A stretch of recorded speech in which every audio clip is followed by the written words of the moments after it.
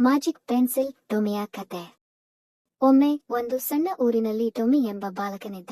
ಅವನ ಹೃದಯ ತುಂಬಾ ಒಳ್ಳೆಯದಾಗಿದ್ದು ಎಲ್ಲರಿಗೂ ಸಹಾಯ ಮಾಡಲು ಇಚ್ಛಿಸುತ್ತಿದ್ದ. ಒಂದು ದಿನ ಅವನಿಗೆ ಒಂದು ಮ್ಯಾಜಿಕ್ ಪೆನ್ಸಿಲ್ ಸಿಕ್ಕಿತು. ಇದು ಯಾವುದೇ ವಸ್ತುವನ್ನು ಚಿತ್ರಿಸಿದರೆ ಅದನ್ನು ವಾಸ್ತವವಾಗಿಸಿ ಕೊಡುವ ಶಕ್ತಿಯನ್ನು ಹೊಂದಿತ್ತು. ಮೊದಲು ಟೊಮಿ ಬಡ ಮಕ್ಕಳಿಗೆ ಆಹಾರ, ಬಟ್ಟೆ ಮತ್ತು ಆಟಿಕೆಗಳನ್ನು ಚಿತ್ರಿಸಿ ಅವರ ಸಂತೋಷವನ್ನು ಹೆಚ್ಚಿಸಿದ. ಊರಿನ ಜನರು ಅವನ ಉದಾರ ಮನಸ್ಸನ್ನು ಮೆಚ್ಚಿದರು. ಆದರೆ ಹುರಿದಾಸ ಎಂಬ ಕಪಟ ವ್ಯಕ್ತಿ ಪೆನ್ಸಿಲ್ ಕದ್ದು ಅದನ್ನು ಹಣ ಸಂಪತ್ತು ಚಿತ್ರಿಸಲು ಪ್ರಯತ್ನಿಸಿದ.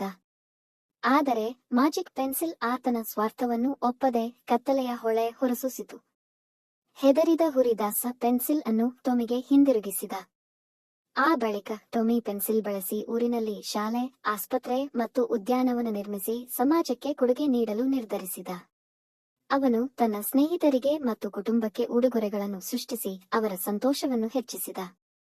ಈ ಅನುಭವದ ಮೂಲಕ ಟೊಮಿ ಒಳ್ಳೆಯತನ, ಕರ ಮತ್ತು ತ್ಯಾಗದ ಮಹತ್ವವನ್ನು ಕಲಿತುಕೊಂಡ.